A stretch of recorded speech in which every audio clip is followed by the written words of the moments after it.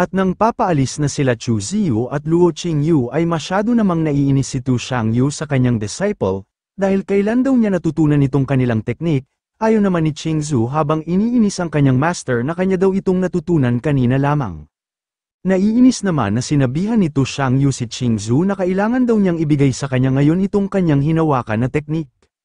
Sa loob naman ng nakatagong lugar kung saan tumungo sila Chu Ziyu, dito makikita ang isang primordial na bangkay na nakaupo pa rin sa isang malaking bato at sa likod nito ay makikita ang ating bida na seryoso niyang tinitingnan ang bangkay na primordial. At habang tinitingnan ni Chu Ziyu ang bangkay na primordial ay kanya na lang nasabi na ang tibok daw ng kanyang puso ngayon ay 15 na beses na mas mabilis, ito daw ba ay ang damdamin ng parehong pinagmulan, inaasahan na daw niya sa isang primordial sacred constitution dahil hindi pa rin ito nakitaan ang pagkabulok kahit maraming taon na itong patay. Lumapit na nga si Chu Ziyu sa kinaroroonan ng primordial na bangkay sabay kanya itong hinawakan. At nakita niya dito ang mga impormasyon kung sino itong bangkay na primordial, dahil ito daw ay si Dogo Bai. 5,000 taon daw niyang pag-cultivate na kamit niya ang dakilang pagkumpleto para sa kanyang constitution ngunit mayroon lamang siyang buhay na aabot sa 10,000 taon, siya daw ay naglakbay sa kalawakan ng mga bituin at dumating sa kontinente na ito. Siya ay umaasa na makahanap ng pagkakataon na mabuhay muli at sa wakas kanyang nakita ang isang sagisag. Nang nalaman ni Chu Ziyu ang impormasyon patungkol nitong bangkay na primordial ay napapatanong na lang siya sa kanyang sarili na kung ano daw ba ang ibig sabihin ng mga impormasyon na kanyang nalaman nitong bangkay na primordial. Pero di bali na lang daw saka na lang daw niya iisipin kung ano ang ibig sabihin nito. Ang importante daw ngayon kanyang maabsorb ang aura na dumadaloy nitong bangkay na primordial. Ngunit nagulat naman si Chu Ziyu na biglang naging seryoso ang kanyang mukha na napapaisip na kung ano daw ba talaga ang magandang binabalak nitong may-ari ng katawan na bangkay na primordial. At sumambulat sa harapan ng ating bida na binabalak pala ng kaluluwa ng bangkay na primordial na kanyang kunin ang katawan ni Chu Ziyu. Sinabi pa niya kay Chu Ziyu na talagang kahanga-hanga daw ang ating bida dahil nagawa daw niyang mapansin na mayroong mali dito. Ang kanya daw paghihintay ng maraming taon ay hindi na sayang. Ngayon daw kinakailangan daw ng ating bida na ibigay niya sa kanya ang kanyang katawan ngayon mismo. Natatawa naman si Chu Ziyu sa mga binabalak sa kanya ng senior dahil sa totoo lang daw hindi daw niya madaling makuha sa kanya itong kanyang katawan, at makalipas ang 10 araw ay matagumpay na nga na nakalabas si Chu Ziyu galing sa loob ng kuweba, sabay kanyang inunat ang kanyang katawan na napabuntong hininga dahil hindi daw niya inaasahan na magaling manlinlang ang matandang senior na kanyang nakalaban. At nag-notice sa kanya ang kanyang system at kanyang binabati ang host sa matagumpay niyang pag-consume ng Great Completion na ang Holy Constitution Corpse, ang kanya daw stats ay nadagdagan ng 50 puntos, at kanya pang tinanong ang ating bida na maari din daw na pataasin pa ng host ang kanyang stats kahit anumang oras, sa isip-isip naman ng ating bida na hindi daw dapat siyang magmadali, maari daw niya itong gawin sa ibang pagkakataon. Nagsalita naman si Luo Qingyu sa ating bida na kung bakit masyado daw itong matagal doon sa loob. Napakamot naman si Chu Ziyu sa kanyang ulo na kanyang tinanong si Luo Qingyu na kung gaano daw ba siya katagal doon sa loob. Ayon naman ni Luo Qingyu na siya daw ay umabot ng 10 araw doon sa loob ng kuweba. At agad naman lumapit si Chu Ziyu sa kanyang auntie Luo sabay kanya itong pinahinahon upang hindi ito magalit sa kanya. Saad pa niya sa kanyang auntie Luo na huwag na daw itong magalit sa kanya. Mayroon pa naman daw 7 araw bago siya palitan ng kanyang sister Luo. Dinagdag pa ng ating bida sa kanyang auntie Luo na kaya lang naman daw siya nagtagal doon sa loob dahil ang matandang kaluluwa na nagmamay-ari ng primordial na bangkay ay gustong kunin ang kanyang katawan kung kaya napilitan siyang lumaban sa kaluluwang matanda hanggang sa umabot ng 10 araw. Masyado namang nagulat ang auntie Luo ng ating bida nang kanyang nalaman na balak kunin ng isang kaluluwa na umabot na sa antas ng isang pseudo-emperor ang katawan ni Chu Ziyu, sabay kanyang tinanong si Chu Ziyu kung nagkaroon daw ba ito ng malaking pinsala. Nakangiti naman si Chu Ziyu na kanyang sinabihan ang kanyang auntie Luo na kakaunti lang naman daw ang kanyang mga sugat, mabuti na lang daw siya ay masyadong swerte sa pagkakataon na yon. Ngunit napasigaw naman si Chu Ziyu dahil bigla na lang siyang binatukan ng kanyang auntie Luo dahil itigil na daw niya ang kanyang paghawak sa kanyang damit. Huwag daw itong masyadong confident sa kanyang sarili, dahil kapag siya ay magalit baka isil niya siya upang hindi na siya makahawak sa kahit sinumang mga babae. Samantalang makikita naman si Chu Ziyu na kanyang iniinda ang kanyang malaking bukol, na kanyang sinabihan ang kanyang auntie Luo na huwag na daw itong magalit sa kanya. Makalipas ang ilang sandali ay makikita naman si Qingzu at si Tu Shangyu pero tawagin na lang natin siyang Yun-er. Sinabi pa nila sa ating bida na sa wakas daw ay nakabalik na ang kanilang Panginoon, at walang ano-ano ay agad na tumalon si Yun-er sa ating bida dahil siya daw na si Yun-er ay masyadong namiss ang kanyang Panginoon. Nagtanong naman si Chu Ziyu sa kanya na kung mayroon daw bang nang bully sa kanya sa panahon na wala siya. Natatawa naman na sinabi ni Yu-er kay Chu Ziyu na sobra naman daw ang kanyang Panginoon. Ang lugar daw na ito ngayon ay kanilang teritoryo, walang sino man ang pwede na makapanakit sa kanya dito.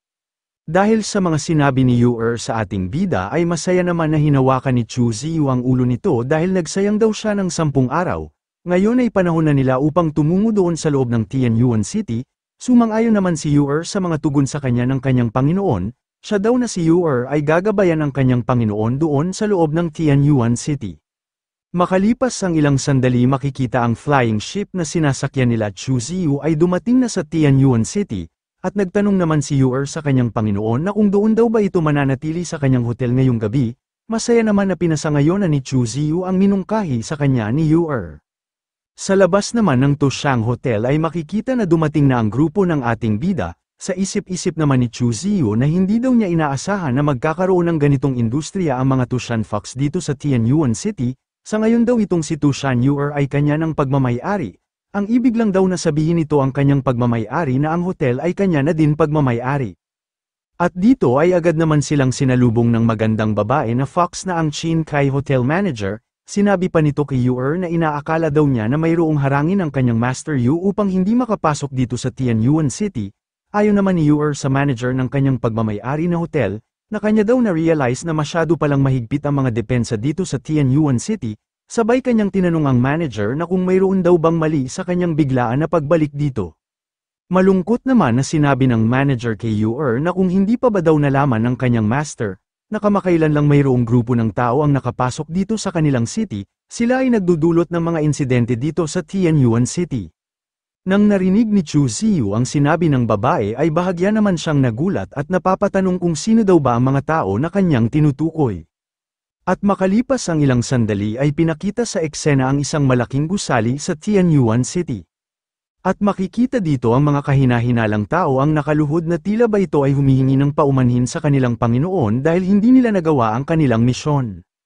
Sinabi pa ng isang lalaki sa kanyang Master Feng na natatakot daw siya na baka hindi nila maligtas si Liu Hongyi sa kanilang sitwasyon ngayon, at makikita na masyadong nainis ang isang lalaki dahil halos isang siglo na daw ang kayamanan na kanilang hinahanap, ngunit nasa kamay lang pala ng munting babae na yun.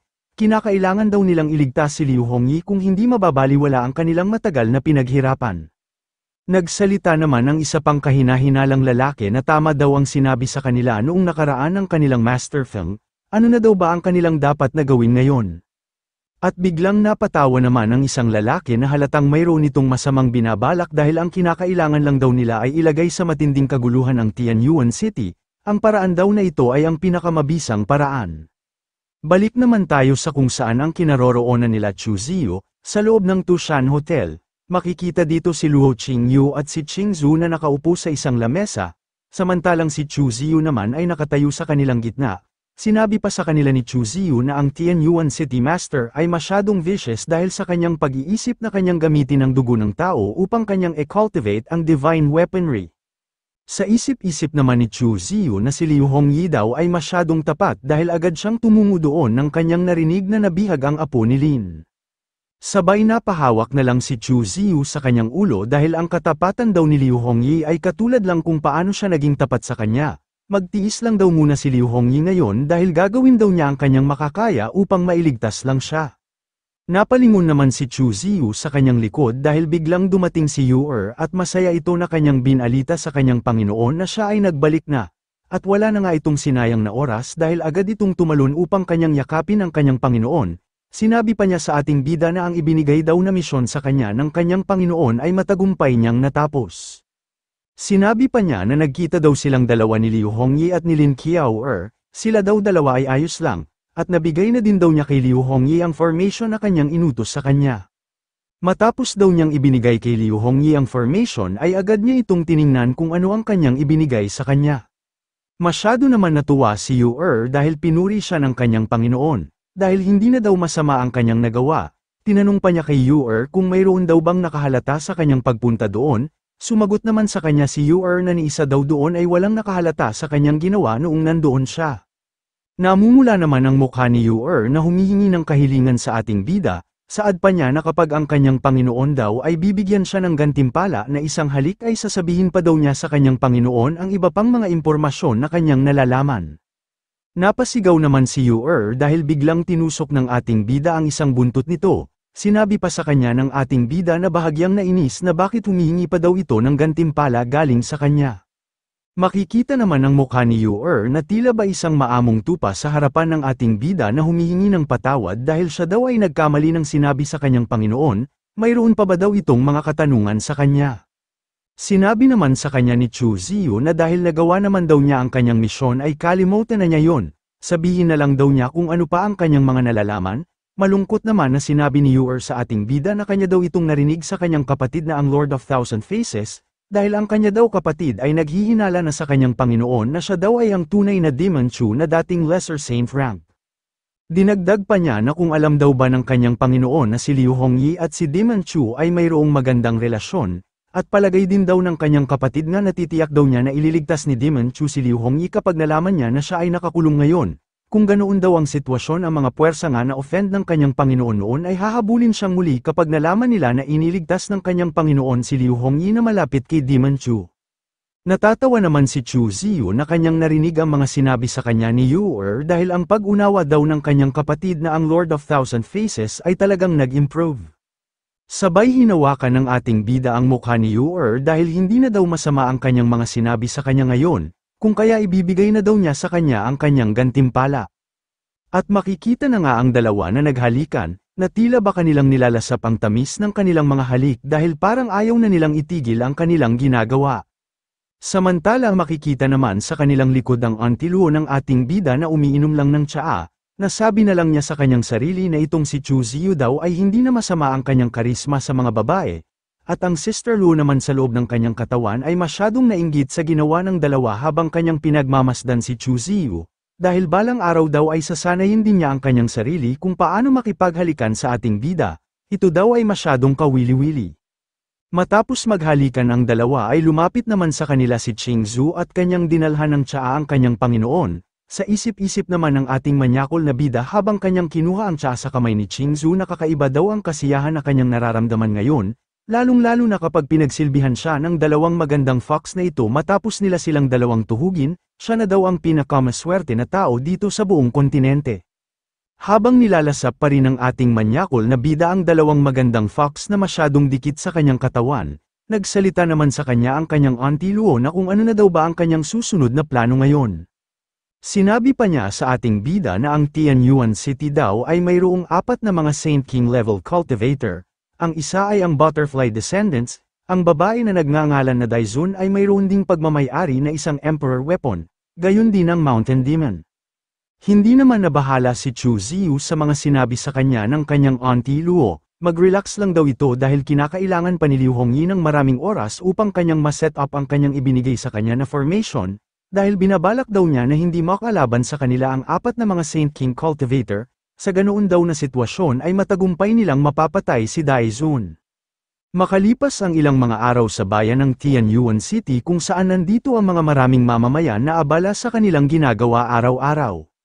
Ngunit nagulantang na lang ang ibang mga demon sa bayan ng Tianyuan City dahil bigla na lang silang mayroong nararamdaman sa kani-kanilang mga katawan na halos hindi na sila makahinga. Makalipas ang ilang sandali nagulat na lang ang ibang mga demon dahil bigla na lang bumagsak ang maraming bilang na mga demon sa kanilang harapan at ito ay wala ng buhay. Nasabi na lang nila habang gulat na kung ano daw ba ang mga nangyari sa kanila, ano na daw ba ang nangyari dito sa bayan ng Tianyuan City, at habang gulat na ang babae na kuneho sa nangyari sa ibang mamamayan na bigla na lang bumagsak sa kanilang harapan ay mas lalo naman siyang nagulat dahil pagtingin niya sa kanyang kamay ay punong-puno na ito ng mga dugo. Napapatanong na lang siya sa kanyang sarili kung ano daw ba ang nangyari sa kanya.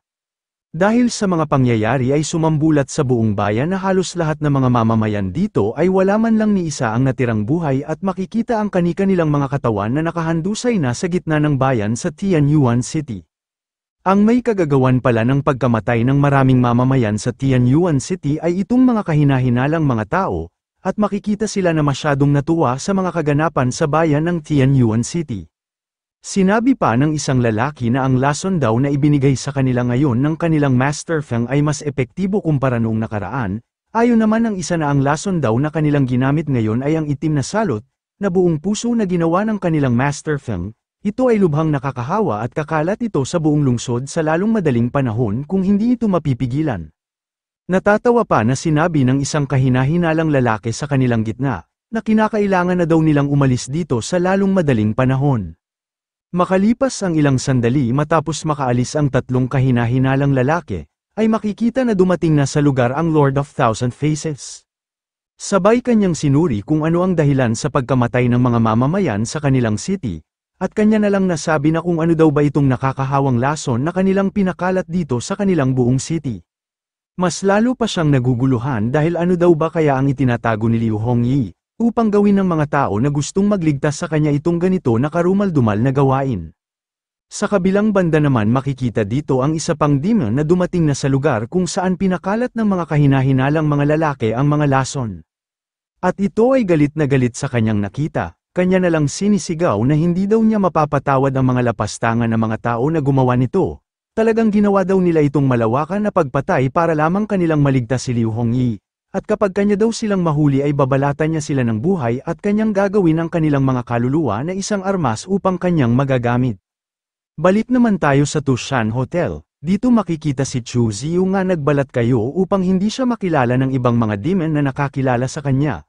At nagsalita sa kanya si Yu na mayroon daw hindi kilala na mga grupo ng mga tao ang nagpakalat ng lason doon sa bayan, at napapaisip naman si Chu Ziyu dahil sinabi din sa kanya ni Yu na ang target daw ng mga grupo ng mga tao na may kagagawan ng pagpakalat ng lason ay si Liu Hongyi. Hinawakan naman ni Chu Ziyu ang ulo ni Yu dahil huwag na daw itong mag-alala, ngayon daw ay nandito na siya, ang mga tao na nakatago sa dilim ay hindi magtatagumpay sa kanilang mga masasamang binabalak.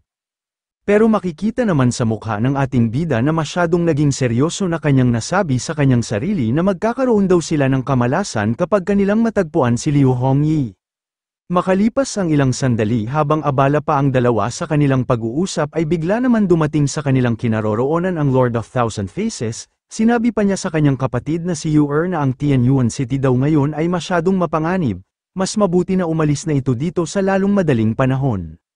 Sumagot naman sa kanya si Yu na mayroon pa daw siyang personal na mga bagay na kinakailangan na ayusin kung kaya hindi daw siya makakaalis dito. Hindi naman nakinig sa kanyang paliwanag ang Lord of Thousand Faces dahil kanya lang itong sinabihan na maging mabait daw ito na babae kung kaya sa ayaw niya man o sa hindi ay umalis na ito dito. Naiinis naman na sinabihan ni Yu ang kanyang kapatid na ang Lord of Thousand Faces na tigilan na daw nito ang pangingialam sa kanya. Plano daw ba talaga nito na ipakita ang kanyang sarili kahit ganito na ang sitwasyon sa kanilang lugar ngayon? Hindi na daw siya lalaki ngayon dahil isa na siyang babae kung kaya simula ngayon ang kanya nang itatawag sa kanya ay ang kanyang sister. Si Chu Ziyu naman na nakikinig sa away ng dalawang magkapatid ay natatawa na lang dahil sinabihan ng Lord of Thousand Faces si Yu na ang dahilan lang naman daw kaya ngayon naging isa na siyang babae dahil sa kagagawa ng walang kwenta na si Chu Ziyu. Sabay nagtanong ito kay Yu na kung sino daw ba ang lalaki na kanyang kasama ngayon, pero sa kanya naman isip-isip habang kanyang tinitingnan ng ating bida ay masyado itong naguguluhan, dahil ang mga mata daw ng lalaki na ito ay parang pamilyar sa kanya, masyado daw weird ang kanyang nararamdaman nitong lalaki na ito. Pinakilala naman ni Yu ang pagkakilanlan ng ating bida dahil ito daw ay si Tushan Nungyu, siya daw ay ang kanilang clan member na kanyang nakilala kamakailan lang. Siya daw ay natagpuan sa labas noong bata pa at naglakbay ng mahabang panahon, masyado itong swerte dahil kanya siyang nakilala, kung kaya huwag nang magalit sa kanya ang kanyang kapatid. Sa isip-isip naman ng ating bida habang tinitingnan ng dalawa na masyado daw madaldal itong babae na fox na ito, ngunit siya daw ay nasiyahan dahil masyado siyang tapat sa kanya. Masyado namang nagalit sa ating bida ang Lord of Thousand Faces dahil ano daw bang kahibangan ng pangalan nitong lalaki na ito dahil may pangalan daw ito na Tushan Nungyu samantalang ang pangalan naman ng kanyang kapatid ay Tushan Yu, ito daw ay kalokohan dahil nagkataon lang ba na magkatulad ang kanilang mga pangalan. Napapaisip naman si Chu Ziyu na kung ano daw ba ang hitsura ng Lord of Thousand Faces kapag nakita niya sa kanyang harapan na ginagawa nilang dalawa ni Yu ang madalas niyang ginagawa sa mga babae. Paano kung balang araw ay malaman ng Lord of Thousand Faces na naging sa kanya ang kanyang kapatid, hindi daw ba kaya ito mababaliw? Inis naman na sinabihan ng Lord of Thousand Faces ang ating bida na kung magkano daw ba ang kanyang ibabayad sa kanya upang lumayo na ito sa kanyang kapatid. Nalilito naman ang ating bida sa mga sinabi sa kanya ng Lord of Thousand Faces dahil mayroon daw kahintulad ang mga sinabi sa kanya nitong baliw na Lord of Thousand Faces. Samantalang gulat naman si Yu-er na kanyang sinabihan ang kanyang kapatid na kung ano daw ba ang mga sinabi nito ngayon. Pinatahimik lang naman siya ng Lord of Thousand Faces dahil hindi daw siya ang kanyang kausap dahil kinakausap pa daw niya itong lalaki na ito.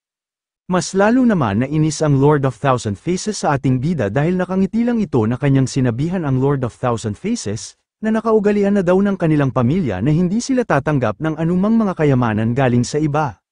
Dahil sa sobrang inis ng Lord of Thousand Faces sa ating bida ay kanyang hinawakan ang damit nito na kanyang tinanong na kung sino naman daw ang pamilya nito. Kapag hindi daw niya sabihin sa kanya kung ano ang kanyang pamilya ay mapipilitan siyang saktan siya.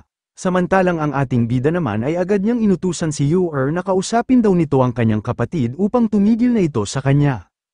Nagulat naman ang Lord of Thousand Faces dahil biglang kinagat ni Yu-er ang kanyang isang braso, saad pa ni Yu-er sa kanyang kapatid na tumigil na daw ito kung hindi mapipilitan daw siyang labanan siya hanggang kamatayan. Dahil doon ay makikita ang Lord of Thousand Faces ay masyadong naguguluhan na kanyang nasabi sa kanyang sarili na itong kapatid daw niya ay pinapahalagahan siya ng 1,000 taon ngunit ngayon bigla na lang itong nagkaganito sa isa lang na lalaki.